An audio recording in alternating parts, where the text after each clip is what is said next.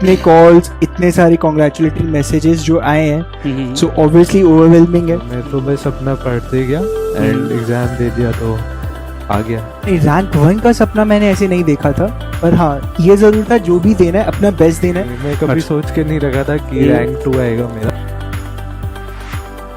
मेरा मानना ये है कि सबसे ज़्यादा इम्पोर्टेंट होता है कि आप अपना बेस्ट वर्जन बनो। एक प्रॉपर बैलेंस और एक proper schedule, that is the मोटो।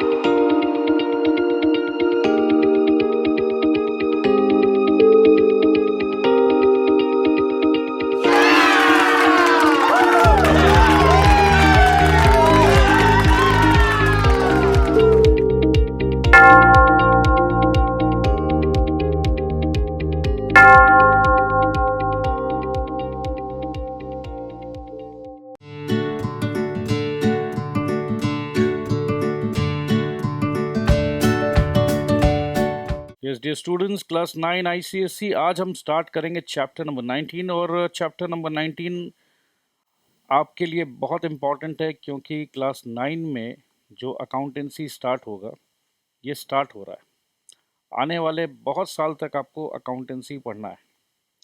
सो मैं रिक्वेस्ट करूँगा कि CA फाउंडेशन के कुछ लेक्चर्स है वो भी मैंने आपके लिए ड्राइव पे डाल दिया है। वहाँ पर हमने बहुत एलैबोरेट वे में एक्सप्लेन किया है। इंटरेस्टिंग लगेगा आपको, कहीं पर भी ऐसा नहीं लगेगा कि सर ये तो बहुत हाई लेवल है। बहुत हाई लेवल कुछ भी नहीं है, बल्कि बहुत इजी है, बहुत अच्छा है। और कॉन्सेप्ट्स अगर सही टाइम पे सही तरीके से दिमाग में सेट हो जाए तो बहुत आने वाले टाइम पे आपको बहुत बहुत बहुत बेनिफिट मिलेगा। सो वो लेक्चर्स को ज़रूर देखिएगा। अगर आपके पास समय का कमी है तो ये जो लेक्चर अभी हम रिकॉर्ड करेंगे चैप्टर नंबर 19 आपके बुक से, वो भी देख सकते हैं आप। बट मेरा पर्सनल एडवाइस रहेगा कि detail study, elaborate study, conceptual clarity के लिए रेफर दोज लेक्चर्स। वो लाइफ लॉन्ग आपको बेस जो है वो सही तरीके से आपका बेस बनेगा। So let's start my dear friends. जैसा आपने को पता है कि मैं एक एक वर्ड धीरे धीरे एक्सप्लेन करता हूँ सो दैट जो बच्चा अपने आप को एकदम कमज़ोर समझता है उसे डर ना लगे। In every society, people exchange goods for services and money. Such exchange between two or more person results in transaction. Accounts जब भी हम करेंगे ये transaction word बहुत important है, क्योंकि accounts का मतलब ही है कि transaction कुछ होगा तो रिकॉर्ड करेंगे। जैसे अगर आपके ऑफिस में बहुत पुराना सीनियर मैनेजर अगर छोड़ देता है तो क्या उसमें रुपए की लेन देन कुछ हुई? नहीं हुई। सर आपको पता है वो सीनियर मैनेजर, उनके रहने से ना कंपनी को 25 लाख रुपया का ना बेनिफिट होता था, अब शायद नहीं होगा। तो एक तरीका से देखा जाए तो 25 लाख रुपया का बेनिफिट नहीं होगा, बड़ी घटना है, बट क्या वो ट्रांजैक्शन है? नहीं जी, वो कोई ट्रांजैक्शन नहीं है। ट्रांजैक्शन का सिंपल मतलब है पैसे निकलने चाहिए, कंपनी से पैसे निकलने चाहिए, आउटफ्लो होना चाहिए। सो ध्यान रखिएगा, ट्रांजैक्शन अगर होगा तो रिकॉर्डिंग होगा, उस ट्रांजैक्शन के बारे में लिखा जाएगा, सबसे इंपॉर्टेंट बात है। For example, a farmer sales his wheat and receives money in exchange. देखा जी, मनी आया ना, मनी मिला, पैसा मिला, ठीक है। Cash paid by the buyer of a product is received by the seller. Thus, transaction involves transfer of money or money's worth.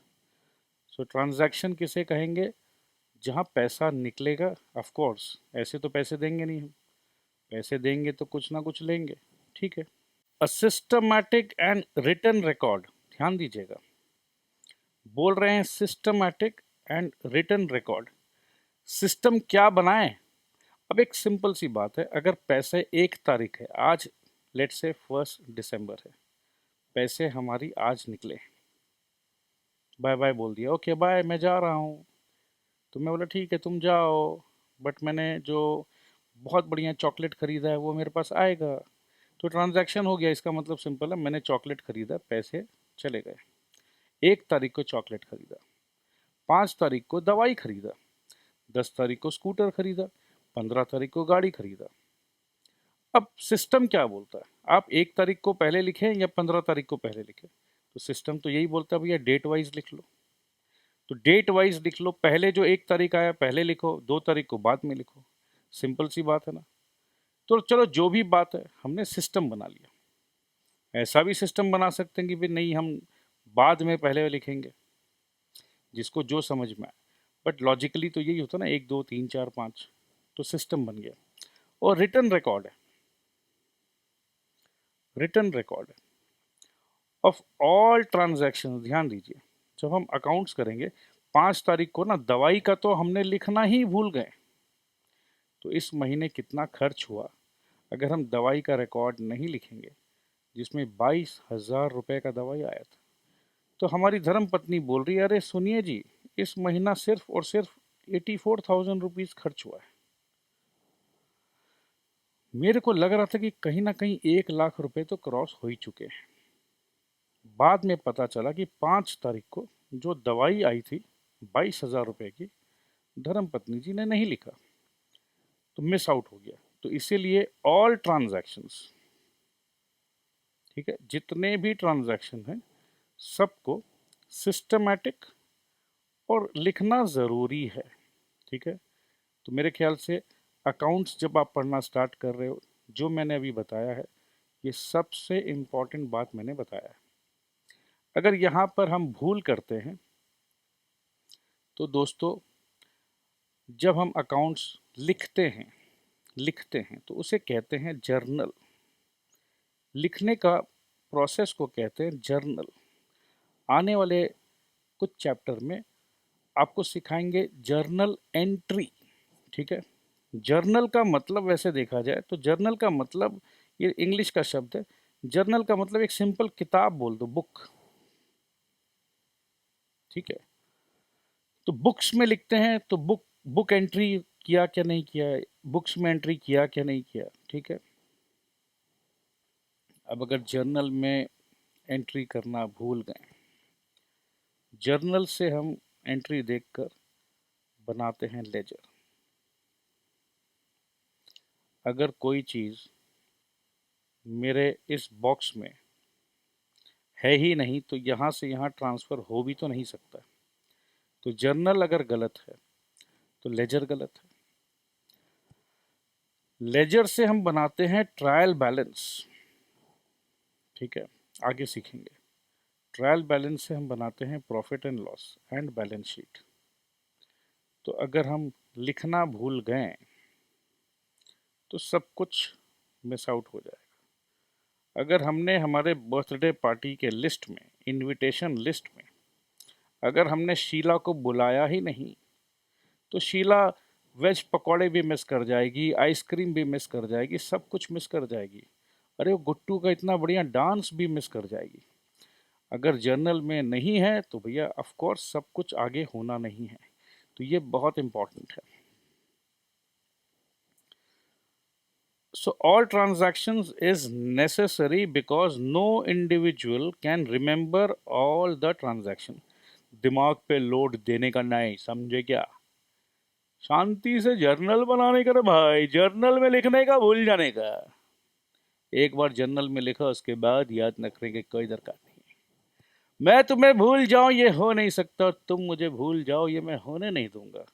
ठीक है, समथिंग लाइक दिस। देखिए आप ऐसे हंसाइए मत, मैं बच्चों को पढ़ा रहा हूँ, आप ऐसे हंसा नहीं सकते मेरे को।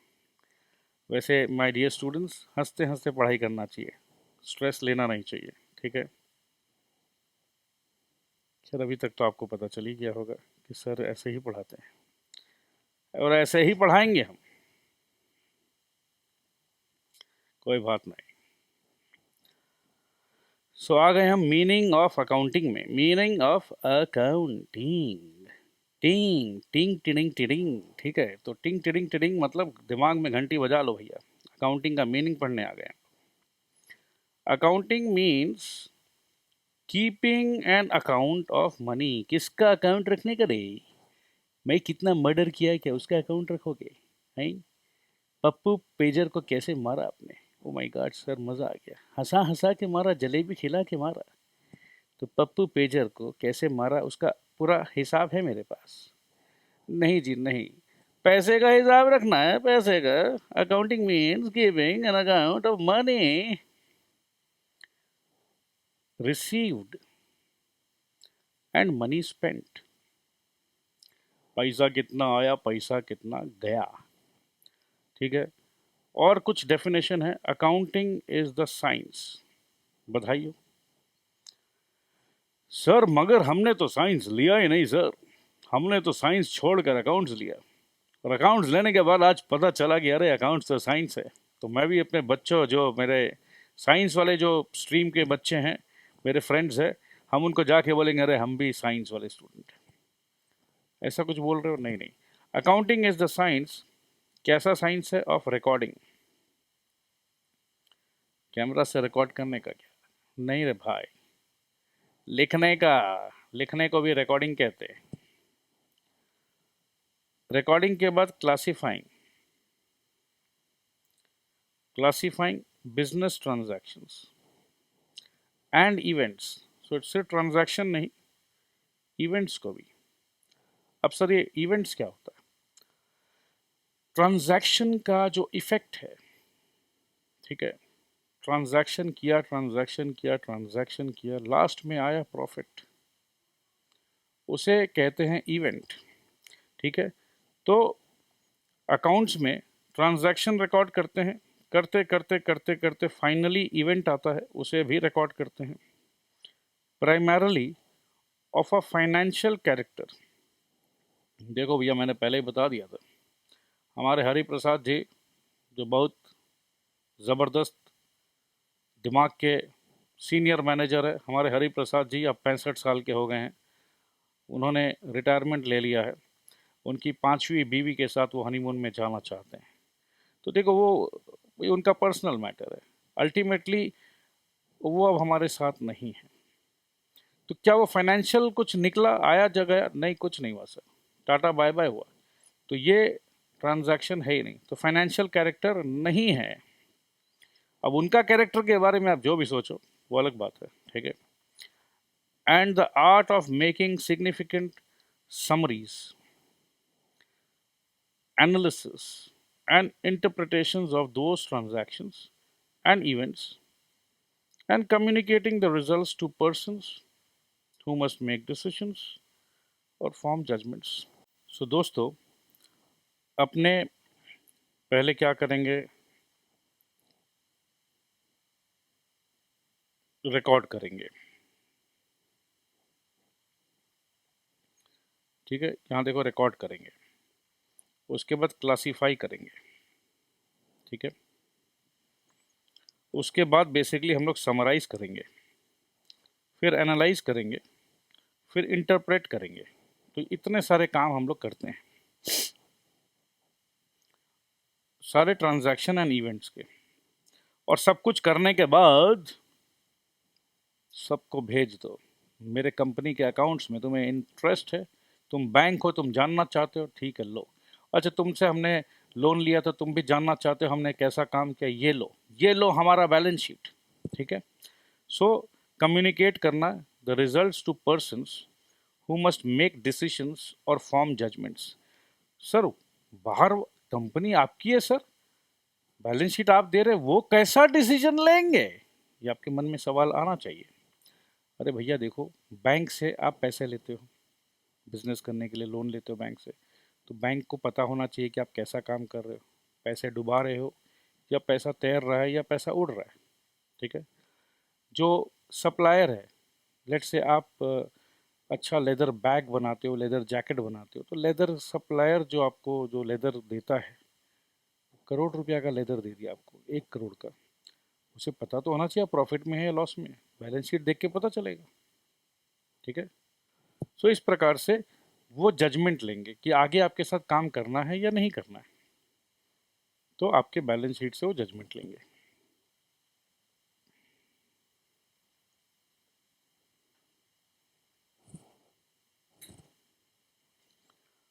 In accounting system,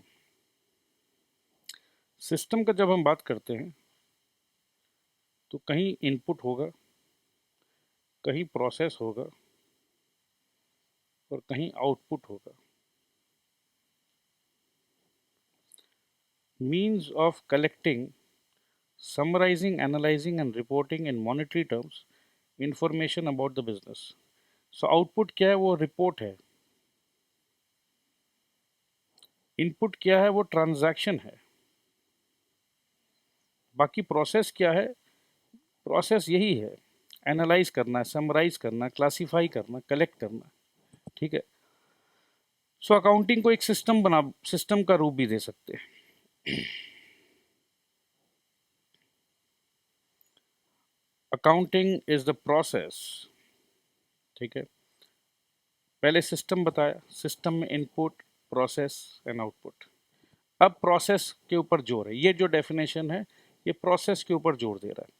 so process of identifying, identify करना बहुत ज़रूरी है। जैसे हमारे हरि प्रसाद जी जो 5वें हनीमून पे गए हैं अपनी 5वीं बीवी के साथ, जो हमारे कंपनी के बहुत वैल्यूएबल पर्सन थे भैया, उनके कारण 25 लाख रुपया का मुनाफा होता था। वो जो चले गए हैं, या ये समझ लो वर्मा जी और शर्मा जी कल क्या लड़ाई की, ओ माय गॉड, बाल फाड़ फाड़ के, एक दूसरे का बाल पकड़ पकड़ के आई, और क्या क्या गाली दी, वो मैं बोल नहीं सकता, आप समझ सकते हैं, इमेजिन कर सकते हो। तो भाई बहुत इंपॉर्टेंट, अरे कंपनी का पूरा ग्रुपिज्म हो गया कंपनी में, बहुत लोग कंपनी में रिजाइन करने वाले, कंपनी का भारी नुकसान होने वाला है। बट क्या ये ट्रांजैक्शन है? तो वी नीड टू आइडेंटिफाई। सो हमने आइडेंटिफाई किया जी, ये सब चीज़ हम हमारे बैलेंस शीट में नहीं दिखा सकते, क्योंकि ये सब कोई ट्रांजैक्शन में काउंटिंग नहीं होता है। सो आइडेंटिफाई किया कि ये ट्रांजैक्शन है या नहीं है, ठीक है। अगर ट्रांजैक्शन है तो कितने रुपए का ट्रांजैक्शन है, मेजर किया हमने। मेजरमेंट का मतलब ये ना, ए भैया 2 लीटर दूध देना रे, 2 लीटर एक मेजरमेंट। ए भैया 200 रुपया का पाव भाजी देना, 2 प्लेट, तेरा 100 रुपया का एक प्लेट है ना, 200 रुपया का दे, ठीक है। तो मेजरमेंट किया हमने।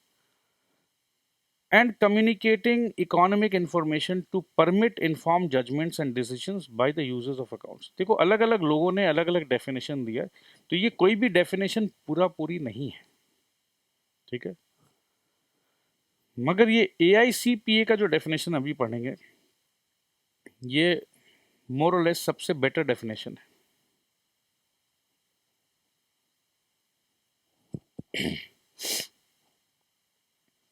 अकाउंटिंग इज द आर्ट, देखो कुछ देर पहले हम पढ़े थे साइंस, तो AICPA वाले बोल रहे हैं कि भैया ये तो एक आर्ट है। अब आप जैसे बच्चे कंफ्यूज होते हैं कि सर आर्ट है या साइंस है, ठीक है। आगे पढ़ेंगे कि अकाउंटिंग आर्ट भी है, अकाउंटिंग साइंस भी है। So accounting is the art. अब आर्ट क्यों बोल रहे हैं? सिस्टमैटिक तरीके से, अच्छे तरीके से काम करते हैं तो आर्टिस्टिक लगता है। फॉर्मेट है तो अच्छा लगता है, तो आर्टिस्टिक लग रहा है। ठीक है, आर्टिस्टिक लग रहा है तो आर्ट है। मगर उसके पीछे ना कुछ कैलकुलेशंस है, कुछ फॉर्मूलाज है। ओहो, फिर तो ये साइंस है। तो किसी को आर्ट नज़र आता है, किसी को साइंस नज़र आता है। ठीक है, so accounting is the art of recording. समझ चुके हो क्या रिकॉर्ड करना है? ट्रांजैक्शन को रिकॉर्ड करना है। रिकॉर्ड करने के बाद क्लासीफाई करेंगे हम लोग। अब कैसे क्लासीफाई, मतलब सर समझ में नहीं आया, अब समझा देते हैं। राम को कुछ पैसे दिए, शाम को पैसे दिए, घनश्याम को पैसे दिए। अरे राम श्याम घनश्याम, तुम किस बात के पैसे लेते हो? अरे सर आपके यहाँ काम करते हैं। अच्छा ठीक है, तो इनको क्लासीफाई कर दो सैलरी में। कितना बार लिखेंगे? अगर एक ऑफिस में 200 एम्प्लॉयज़ है तो सबको एक हेड में सैलरी अकाउंट, तो क्लासीफाई हो गया। ठीक है, तो मेरे ख्याल से क्लासिफिकेशन का मीनिंग अब आप समझ चुके हो। इसी प्रकार से हंसते हंसते कट जाए रास्ते, टेंशन लेने का नहीं, बहुत मज़ा आने वाला है। सो क्लासीफाई कर लिया, समराइज कर लिया। ठीक है, समराइज का मतलब ये वो है कि ठीक है, अब हम समरी में देखते हैं। जब इतना कुछ है, अब समरी का मतलब क्या? चलो सैलरी इतना रुपया, इलेक्ट्रिसिटी, अब इलेक्ट्रिसिटी बहुत डिपार्टमेंट का लग रहा है, बट सारे डिपार्टमेंट का इलेक्ट्रिसिटी को जोड़ के एक जगह पे लिख दिया। ठीक है, समराइज कर दिया हमने।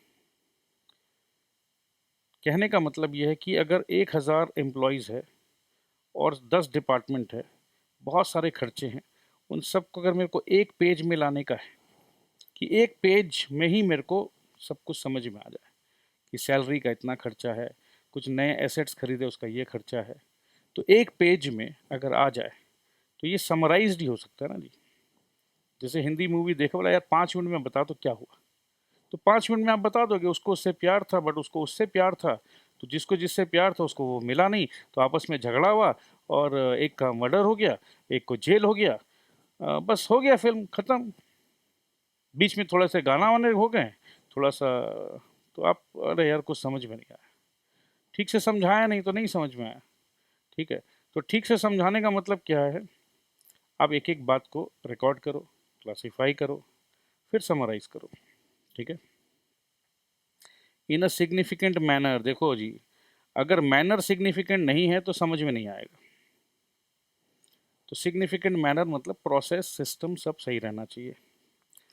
And in terms of money, of course ये बात तो सर शुरू में आप समझा दिए थे कि पैसा है तो ट्रांजैक्शन है, तो मनी, ट्रांजैक्शन एंड इवेंट्स। ठीक है, किसको रिकॉर्ड करोगे in terms of money? Transaction and events which are in part at least of a financial character and interpreting the results thereof। तो ये बात मैंने पहले ही बोल दिया, डेफिनेशन में बाद में आया है in part at least of financial character, तो मनी है तो फाइनेंशियल कैरेक्टर है, और लास्ट में इंटरप्रेट कर दो भैया।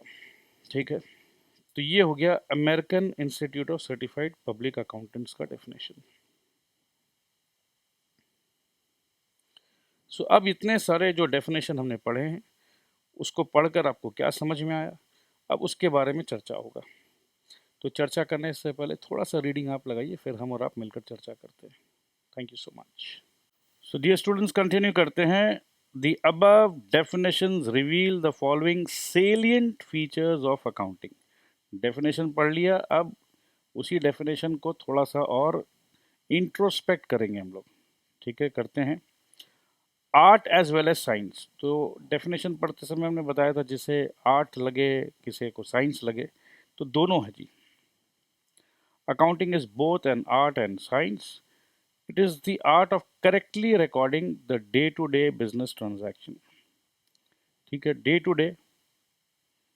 डे क्या, मिनट टू मिनट भी बोल सकते हैं, जैसे ट्रांजैक्शन हुआ रिकॉर्ड कर लो। साइंस क्यों कहते हैं? It is a science of maintaining business records in a regular and proper manner.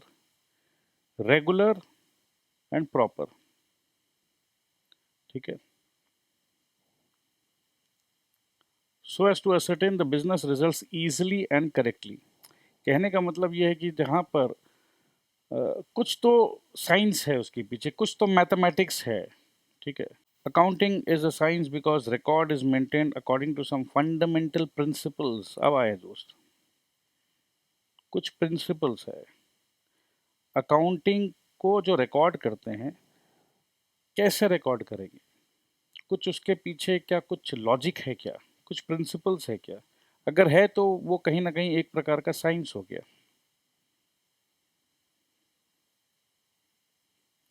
It is an art because the records are designed to suit the particular requirements. Some experts are of the opinion that accounting is a science as it consists of body of knowledge in the form of principles. ये अच्छा line है, ये आप लिख कर आइएगा exam में। Body of knowledge in the form of principles, body of knowledge, ठीक है, मतलब सिर्फ हाथ नहीं है जी, पूरा बॉडी है जी, आंख भी है, कान भी है, नाक भी है, हाथ भी है, हार्ट भी है, बहुत सारा नॉलेज है जी, ठीक है। और बहुत सारे knowledge in the form of principles, assumptions and concepts, ठीक है। तो प्रिंसिपल को हार्ट बना लो, अजम्पशन को लिवर बना लो, और कॉन्सेप्ट को किडनी बना लो, क्या दिक्कत है, ठीक है। तो बॉडी ऑफ नॉलेज हो गया। The art of recording, classifying and analysing financial transaction is called accountancy. देखो जितना पढ़ाई किया है आगे वही वापस आ रहा है, रिकॉर्डिंग, क्लासिफाइंग, एनालाइजिंग, आप समराइजिंग भी जोड़ सकते हैं, कोई दिक्कत नहीं। However, the two terms accounting and accountancy are used interchangeably. अब accounting and accountancy are use interchangeably, मतलब एक जैसा ही है जी, ठीक है। कृष्ण बोलो या गोविंद बोलो, माधव बोलो, एक ही बात है। तो ये जो डायग्राम देख रहे हैं हम लोग, फीचर्स ऑफ अकाउंटिंग, ये मेरे ख्याल से वापस से रिपीटेशन है, तो इसे मैं रीड नहीं कर रहा हूँ, ये आप अपने आप से देखोगे। Financial transactions, accounting records transaction and events of financial nature only, ये बात मैं कई बार बता चुका हूँ। If a transaction cannot be measured in terms of money, it will not be recorded. For example, a conflict between production department and sales department may affect, हमने कुछ देर पहले आपको एग्जाम्पल में बताया था कि अरे भैया क्या लड़ाई हो गया, ठीक है। लड़ाई होने से बिजनेस का लॉस हो सकता है, अर्निंग्स पे प्रभाव पड़ सकता है। क्यों पड़ेगा जी? अरे प्रोडक्शन डिपार्टमेंट प्रोडक्शन नहीं कर रहा है, सेल्स डिपार्टमेंट डिस्पैच नहीं कर रहा है, कस्टमर का जो ऑर्डर है वो कैंसिल भी हो सकता है, ठीक है। सो प्रोडक्शन डिले हो रहा है, but it is not recorded because it can not be expressed in terms of money. अब कितना लॉस होगा, क्या होगा, कल्पना है, अजम्पशन है, तो कॉन्क्रीट मॉनेटरी टर्म्स नहीं है, तो नहीं रिकॉर्ड कर सकते। Accounting books of business firm thus contains only those transactions which can be expressed in terms of money.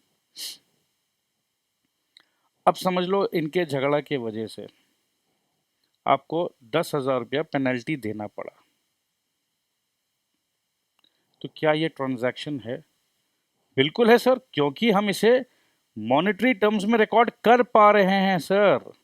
10,000 रुपया एक मॉनेटरी टर्म है, तो जैसे ही 10,000 रुपया देना पड़ा, आउटफ्लो हुआ पैसे का, तो सर वो तो ट्रांजैक्शन बन गया ना सर। पैसा अगर मेरे जेब से निकलता है तो वो ट्रांजैक्शन है सर। झगड़ा हुआ, झमेला हुआ, बट उसमें कितना पैसा का नुकसान हुआ, कोई डिटर्मिनेशन नहीं, कुछ नहीं, तो that is not a transaction. ठीक है जी, आप बहुत इंटेलिजेंट हो, आई एम सो ग्लैड। सो अब आ जाते हैं रिकॉर्डिंग पे। Accounting involves recording of business transaction. ठीक है, अब देखो अब आ गया बिजनेस वर्ड आ गया, इन अ सिस्टमैटिक मैनर। अब जैसे तैसे थोड़ी ना रिकॉर्ड कर लेंगे, systematic manner. Recording is done in various subsidiary books such as cash book, purchase book, sales book, purchase return book, sales return book. अब देखो ये समझ में आ जाना चाहिए आपको, सेल किया, कुछ रिटर्न आ गया तो भैया उस किताब में डाल ले, ठीक है। सेल किया तो सेल्स बुक, परचेज किया तो परचेज बुक। तो आई थिंक, डोंट थिंक कि इसमें आपको समस्या है कुछ।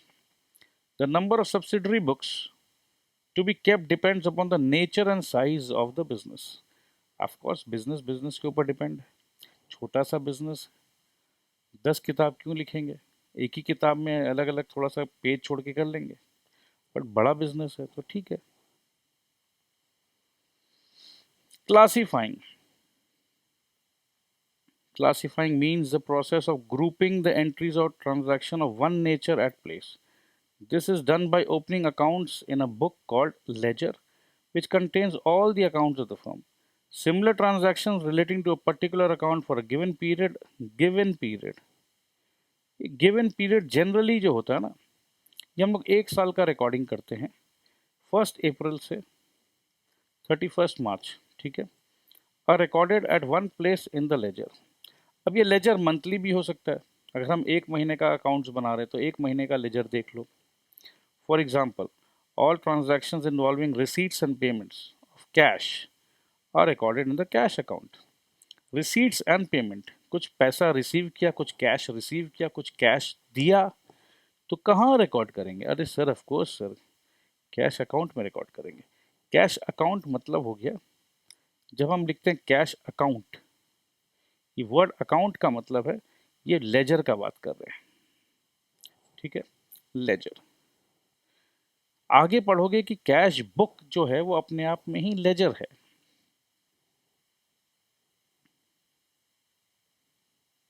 Summarising. Summarising, it means the process of presenting the classified data in a manner useful to the users of accounts. अब यूजर ऑफ अकाउंट्स, इसका मतलब क्या है कि अभी तक क्लरिकल काम हो रहा था, ठीक है, क्लरिकल काम हुआ, ठीक है, इसे बुक कीपिंग कहते हैं. किताबों में हमने एंट्री कर दिया जिसे जर्नल कहते हैं, उसके बाद हमने लेजर बना लिया. अब बड़े बड़े मैनेजरियल लोग अब उसे थोड़ा सा आगे देखना चाहते हैं, इंटरप्रिटेशन करेंगे, एनालाइज करेंगे, ठीक है, तो यूज़र ऑफ अकाउंट्स जो है अब उन्हें समराइज्ड रिपोर्ट दिया जाएगा, ठीक है. साहब है ना, उनको टाइम थोड़ी ना. और वैसे भी एक बात बताओ ना, उनको तो कैलकुलेट करना कि चलो लास्ट ईयर का परचेज कितना था, इस साल का परचेज कितना, लास्ट ईयर का सेल्स कितना था, इस साल का सेल्स कितना था, 6 महीने में कितना सेल्स किया, 3 महीने में कितना किया. तो उनको छोटा छोटा, आप देखो सेल्स जब हम करते हैं, राम को भेजा, घनश्याम को सेल किया, अली को दिया, जिसको जिसको दिया, तो उतना मेरे को क्या मतलब है यार, तुमने किसको कितना दिया, मेरे को टोटल बता, टोटल कि 3 महीने में टोटल कितना सेल्स का फिगर टोटल बता. तो उसे कहते हैं summarising. This involves preparing the final accounts in the form of trading account, profit and loss account and balance sheet. तो समराइज्ड हो गया जी, ठीक है. जो कंपनी का जो मेन मालिक है वो समराइज्ड देख लिया तो उसे समझ में आ गया. Analysis and interpretation. अब आपका बैलेंस शीट बन गया है, ट्रेडिंग प्रॉफिट बन गया है. अब आप एनालिसिस करोगे. सर क्या एनालिसिस करेंगे? अरे भैया, पिछले साल लास्ट ईयर कितना था, लास्ट ईयर से लास्ट ईयर कितना प्रॉफिट था, कितना क्या था, प्रॉफिट परसेंटेज कितना था. तो सारे फिगर्स को देख के पता चलता है ना कि हमारा बिजनेस पहले के मुकाबले कितना अच्छा है, ठीक है. सैलरी पहले इतना देते थे, आउटपुट इतना मिलता था. मटेरियल पहले इतना खरीदते थे, इतना आउटपुट मिलता था, इतना सेल करते थे. या कितना इन्वेंट्री हमारा बर्बाद हो जाता है, कितना चोरी हो जाता है. तो बहुत कुछ हम इससे निकालते हैं. The accounting statements are analyzed and interpreted with the help of ratios etc.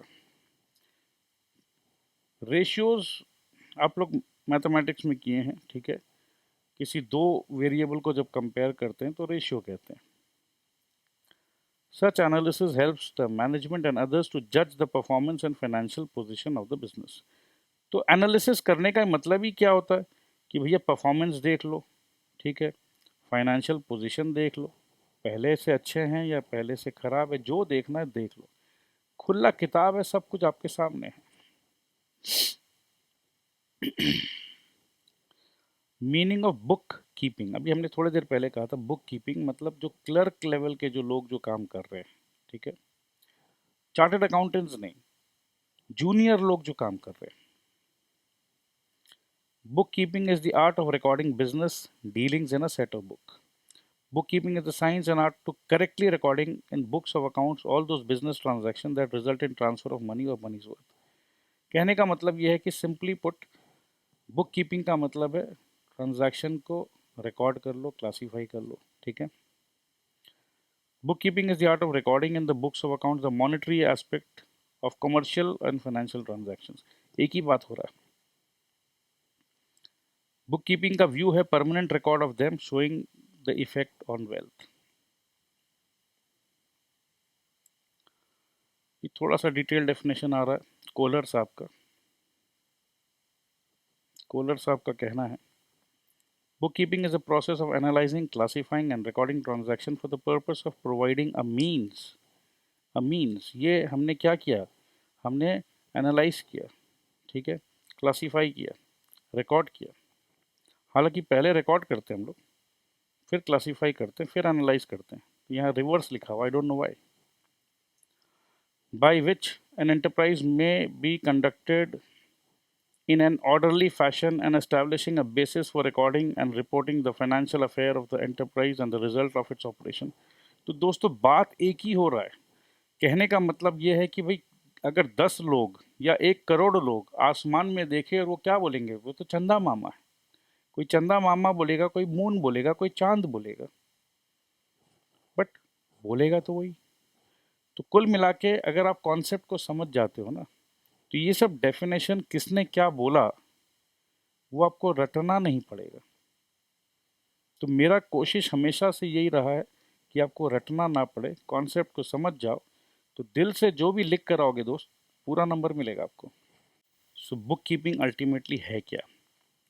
So book keeping is concerned with systematic recording of transaction in the books of original entry and their posting to ledger in the books of original entry। ठीक है, जो भी हमने बहुत सारा बात किया ना, ये अलग अलग किताब है। बुक्स ऑफ ओरिजिनल एंट्री को हम लोग क्या कहते हैं, ठीक है, सोचिए। So it involves, book keeping involves journalising, posting to ledger, totalling of accounts. Totalling of accounts मतलब लेजर अकाउंट्स, ठीक है, लेजर अकाउंट्स को टोटल कर दिया, क्या दिक्कत है। उसके बाद बैलेंस कर दिया, ठीक है। तो बैलेंसिंग क्या होता है, बहुत इजी है, थोड़ी देर बाद जब प्रैक्टिकल करेंगे तो दिखा देंगे। तो ये अल्टीमेटली ये हो गया बुक कीपिंग। तो बुक कीपिंग का मतलब ये है, जर्नल बुक पे पहले हमने जर्नल एंट्री पास करना है।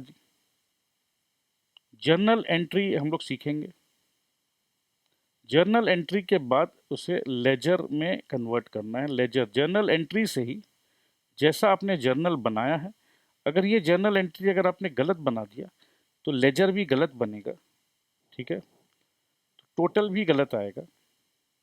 ट्रायल बैलेंस बनता है वो भी गलत बनेगा, फाइनल अकाउंट्स जो है वो भी गलत बनेगा। तो कहने का मतलब यह है कि जर्नल एंट्री आपका गलत होना ही नहीं चाहिए। और जर्नल एंट्री बहुत इजी है अगर आप कॉन्सेप्ट को समझते हो।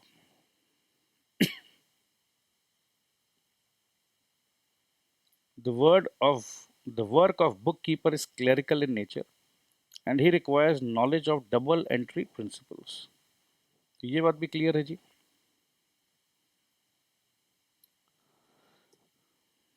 उसे डबल एंट्री प्रिंसिपल्स, ये अभी तक हमने आपको सिखाया नहीं है, ठीक है, तो आप लोग घबराइएगा मत कि सर ये क्या होता है।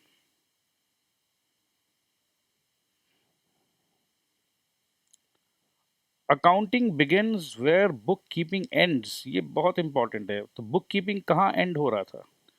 बुक कीपिंग एंड हो रहा था लेजर अकाउंट का टोटल में।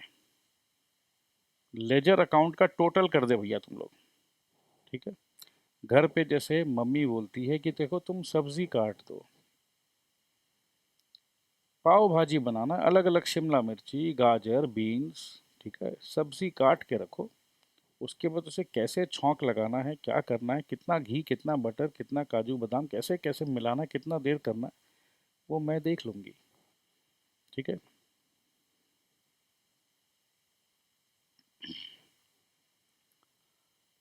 सो ट्रायल बैलेंस का प्रिपरेशन जो है वहाँ से अकाउंटिंग स्टार्ट होता है।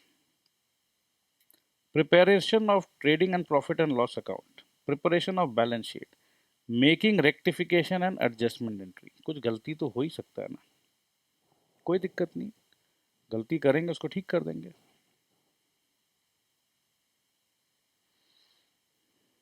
An accountant summarizes the results of transactions recorded by the bookkeeper। तो ये समरी बनाने का काम किसका है? अकाउंटेंट का है। An accountant's work is analytical in nature and requires expert knowledge। अब मम्मी के पास एनालिसिस है, मम्मी को पता है कि अरे नहीं नहीं वो सब्जी थोड़ा सा जल गया है, इसमें कितना पानी डालना है या क्या करना है। वो एनालिसिस जो है वो एक अच्छे शेफ या एक अच्छे कुक को पता होता है, ठीक है, क्योंकि गैस कितना मंदा है या तेज़ है, फायर कितना है, बहुत सारा फैक्टर्स होता है जो ऑन द स्पॉट आपको तुरंत इन अ स्पैन ऑफ सेकेंड्स आपको डिसीजन लेने पड़ते हैं, तो उसे एक्सपर्ट कहते हैं। क्योंकि expert knowledge of accounting concepts and principles, तो ये कॉन्सेप्ट्स एंड प्रिंसिपल्स अगर आपके ब्लड में मिक्स्ड है, आपको पता है, तो आप उसी हिसाब से डिसीजन लेकर सही अकाउंट्स बनाओगे। तो दोस्त इसका मतलब ये है कि आने वाले चैप्टर्स पे accounting concepts and accounting principles, ये मैंने आपको कहा है सीए फाउंडेशन के लेक्चर्स बहुत ज़बरदस्त तरीके से, क्योंकि सीए इंस्टीट्यूट अकाउंटिंग बॉडी है इंडिया में, तो अकाउंट्स के बारे में उनके जो बुक्स है वो द बेस्ट है, the superb superb and superb. तो अगर आपको अकाउंट सीखना है तो वो जो टेक्स्ट बुक है उसको भी आप लोग डाउनलोड कर सकते हो, ठीक है। कहाँ से डाउनलोड करोगे? www.icaI.org, ठीक है। स्टूडेंट सेक्शन में जाइए, बोर्ड ऑफ ये नॉलेज पोर्टल है, वहाँ से डाउनलोड कर लीजिए। और कुछ लेक्चर्स जो मैंने वो डाल रखे हैं, अगर आप वहाँ से पढ़ लोगे दोस्तों, अकाउंटिंग कॉन्सेप्ट्स एंड प्रिंसिपल्स के आप चैंपियन बन जाओगे। यहाँ तक कि 11 एंड 12 के अकाउंट्स आपके लिए एकदम पानी हो जाएगा, इजी हो जाएगा। अच्छा, अभी तो आप लोग 10 में भी पढ़ना है अकाउंट्स, तो 10 वाला भी इजी हो जाएगा। सो ये जो है दोस्त, ये distinction book keeping and accounting, ये मेरे ख्याल से अब आप लोग आराम से सेल्फ रीड करोगे तो भी कर लोगे। तो ये सेल्फ रीडिंग के लिए मैंने छोड़ रहा हूँ, कुछ भी दिक्कत आना नहीं, क्योंकि बहुत डिटेल कॉन्सेप्ट को हमने समझ लिया है।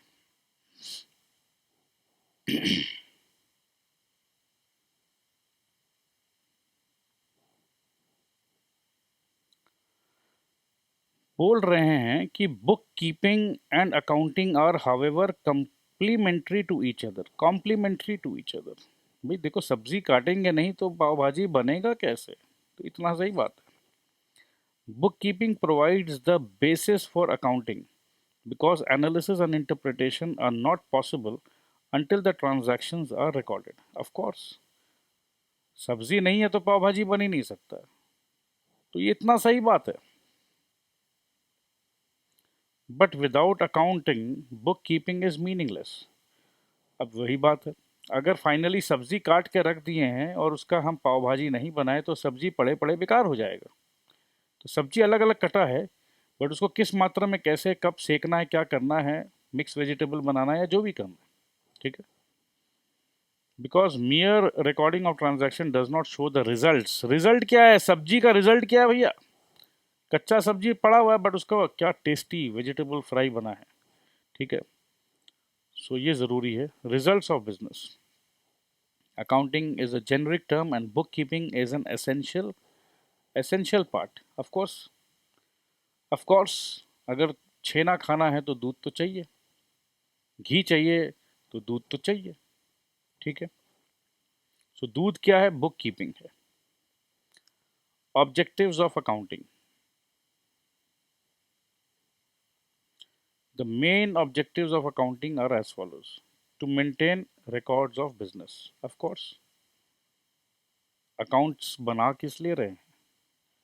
कि बिजनेस के जो रिकॉर्ड्स है वो मेंटेन रहे। और ये रिकॉर्ड कैसे होने चाहिए? सिस्टमैटिक होने चाहिए, बिल्कुल होने चाहिए।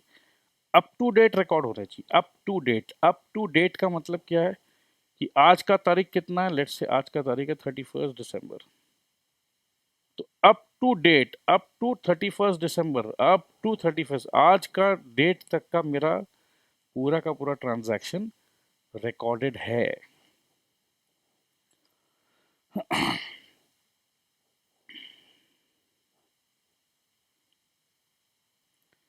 और उसे प्रॉपर हेड्स में रिकॉर्ड करना है, ठीक है। और बाकी ये सब जो है ये डिस्कस कर चुके हैं, फाइनेंस मतलब फाइनेंशियल नेचर का होना चाहिए वगैरह वगैरह वगैरह, तो ये रिपीट हो रहा है।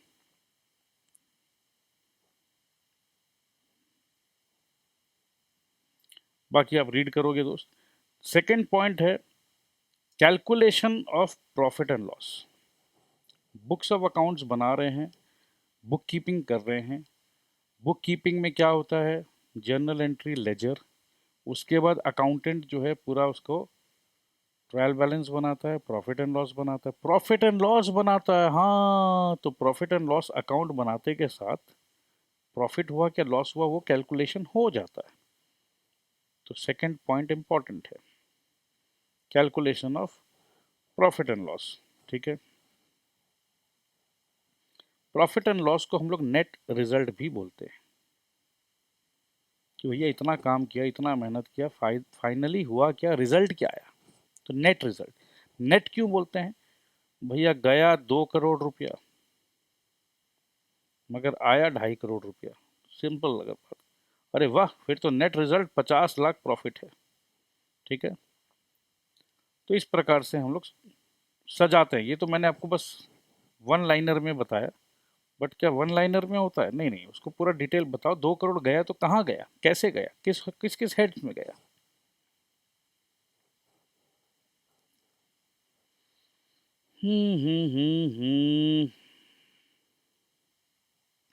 भाई हर बिजनेस को पता होना चाहिए कि वो लॉस किया या प्रॉफिट किया, ये सब लिखा हुआ है। तो मैं बस क्विक रीडिंग लगा रहा हूँ, अगर कुछ इंपॉर्टेंट होगा तो मैं एक्सप्लेन करूंगा।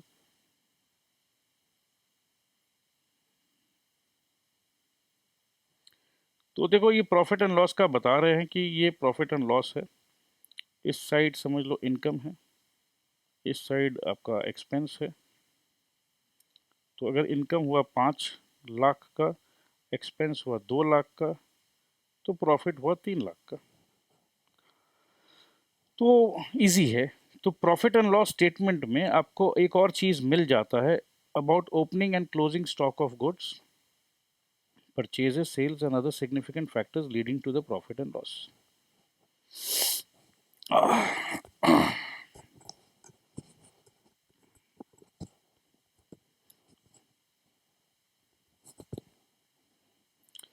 नेक्स्ट देखते हैं, प्रॉफिट एंड लॉस के बाद हम बनाते हैं बैलेंस शीट। तो बैलेंस शीट का मतलब है कि फाइनेंशियल पोजीशन। फाइनेंशियल पोजीशन का मतलब देखो वैसा है कि जब हम बिजनेस स्टार्ट करते हैं तो बिजनेस करने के लिए लेट्स से हमने बनाया फर्नीचर। अब ये फर्नीचर कम से कम 10 साल तक चलेगा। हमने लिया एसी, ये एसी कम से कम 15 साल तक चलेगा। तो जो 1 साल से ज़्यादा चलता है उसे हम एसेट कहते हैं, और ये 1 साल से ज़्यादा वाले आइटम को हम लोग लिखते हैं बैलेंस शीट में, ठीक है। और जितना 1 साल का खर्चा है उसको लिखते हैं प्रॉफिट एंड लॉस में। तो जब फाइनेंशियल पोजीशन का बात होता है तो उसमें हम देखते हैं बैलेंस शीट को। ये एक तरह का स्टेटमेंट है। For this purpose a statement called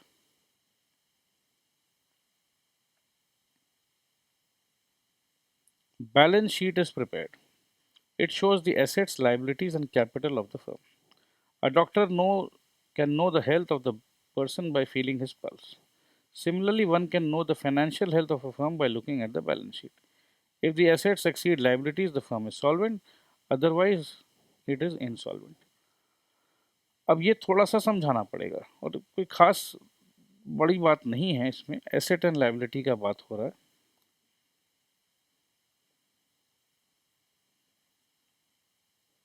देखो दोस्त,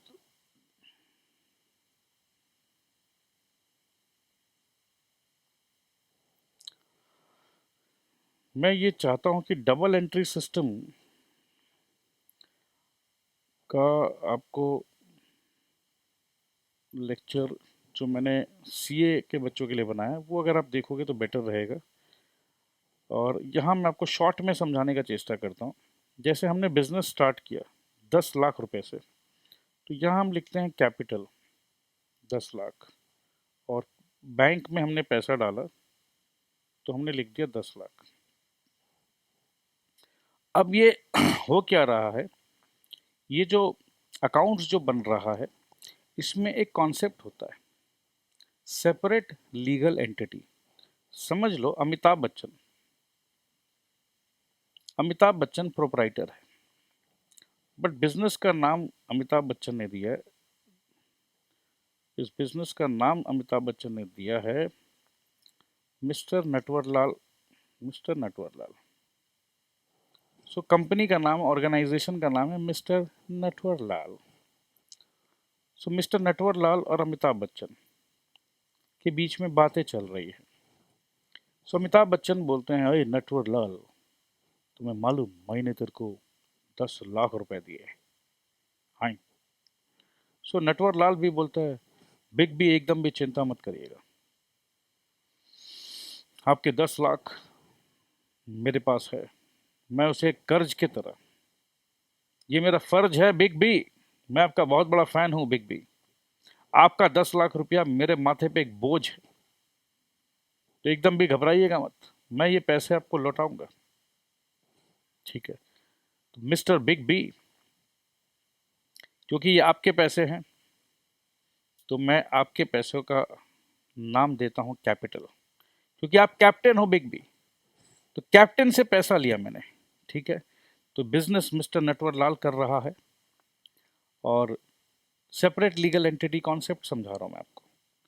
तो मिस्टर नटवरलाल बोल रहा है कि देखो भैया बिग बी, मैंने आपसे पैसे लिए और आप कैप्टन हो, तो कैप्टन का पैसा को हम लोग बोलते हैं कैपिटल। ठीक है। और बैंक में आ गया 10 लाख रुपए। अब अगर लोन लेते हैं उधार, तो वैसे तो मिस्टर नटवरलाल के नज़र में ये रुपया जो है, ये भी एक प्रकार का उधार है। उधार किससे लिया? नटवरलाल ने उधार किससे लिया? बिग बी से लिया। बिग बी के बिहाफ में कौन काम कर रहा है? मिस्टर नटवरलाल, कंपनी का नाम है। ठीक है। अब मिस्टर नटवरलाल, अब देखो काम भले ही अमिताभ बच्चन साहब कर रहे हैं, बट जब स्टैंप लगाते हैं बिजनेस का, तो बिजनेस स्टैंप में मिस्टर नटवरलाल एंड सन्स। ठीक है। तो ultimately mister Natwarlal and sons जो कंपनी है, इसने लिया 10 लाख रुपए का लोन आईसीआईसीआई बैंक से। तो आईसीआईसीआई बैंक से लिया 10 लाख का लोन, तो यहाँ आ गया 10 लाख, और बैंक जो था 10 लाख, ये हो गया 20 लाख। तो कुल मिला के ये है आपका बैलेंस शीट। अभी तक क्या हो रहा है कि बैलेंस शीट एकदम बैलेंस्ड में है, क्योंकि अभी तक हमने कुछ खर्चा किया ही नहीं। ठीक है। जितना पैसा है, इस बैलेंस शीट को देख के एक ही चीज़ समझ में आ रहा है कि बैलेंस शीट में कैपिटल 10 लाख है, और आईसीआई से लोन लिया है 10 लाख, तो बैंक में मेरा 20 लाख है। तो ये एकदम बराबर है। बट आने वाले टाइम पे जब आप पूरे साल का बैलेंस शीट देखते हो, तो आपका प्रॉफिट हुआ, लॉस हुआ, क्या हुआ, क्योंकि जैसे जैसे आप खर्च करोगे, आपका पैसा यहाँ से माइनस होते चला जाएगा। तो ये चीज़ अभी मैं नहीं समझाना चाहता हूँ, क्योंकि वो अभी आपके काम में भी नहीं है, क्योंकि थ्योरेटिकल क्वेश्चंस आने वाले हैं। बट आने वाले समय पे ये कॉन्सेप्ट जब आप समझोगे, तो आपको प्रैक्टिकल सम्स करने में आसानी होगी। ये हम समझाएंगे आपको डिटेल में क्लास 10 में। कुल मिला के अभी जो हमने ये आपको समझाने का चेष्टा किया, वो इसलिए है कि बैलेंस शीट से ही समझ में आ जाता है कि भैया पोजीशन क्या है। जैसे एक डॉक्टर को किसी का पल्स पकड़ने से समझ में आता है, उसी प्रकार से यहाँ पर बैलेंस शीट देखकर ही समझ में आ जाता है। मेरे दोस्त, आज के लिए क्या हम यहीं यहीं रोकते हैं। आप एकदम रिलैक्स रहिए, मज़े मारिए, टेंशन लेने का नहीं। और अगर आपको हमारे लेक्चर अच्छे लग रहे हैं, so kindly refer your friends. ठीक है, ये प्लीज़ रेफ़र करिए। और अगर आप आपके फ्रेंड्स को रेफ़र करते हैं, सो हम आपको देते हैं 20% कैशबैक। ठीक है, ये आप इन फ्यूचर कोई भी कोर्स के अगेंस्ट में रिडीम कर सकते हो। और हम आपके फ्रेंड को भी हम 10%, या एक काम करते हैं, हम आपके फ्रेंड को भी मेरे दोस्त 10% नहीं 20% का डिस्काउंट देते हैं। तो 10% नहीं 20%, जिससे आपके दोस्ती पे कोई झमेला ना पड़े। सो ये स्कीम एक प्रकार का लॉयल्टी स्कीम है। अगर आपको अच्छा लग रहा है, हम मार्केटिंग नहीं करना चाहते हैं, मार्केटिंग पे खर्चा करने से ज़्यादा रहेगा। अगर आपको अच्छा लग रहा है तो आप इसे आगे अपने फ्रेंड को रेफ़र करिए। सो कुल मिला के हम आपको 20% आपके अकाउंट में रखेंगे। इन फ्यूचर आप इसे रिडीम कर सकते हो। कोई भी नया कोर्स आप अगर लेते हो तो 20% का आपको जो वैल्यू है उस वो आपको मिलता है। और यहाँ पर आप अपने फ्रेंड को भी बोल सकते हैं, उसे हम इंस्टेंट 20% का डिस्काउंट देते हैं। सो दोस्तों आज के लिए यहीं रोकते हैं, नेक्स्ट क्लास में हम स्टार्ट करेंगे पॉइंट नंबर 4 से। Thank you so much, I love you all, bye bye.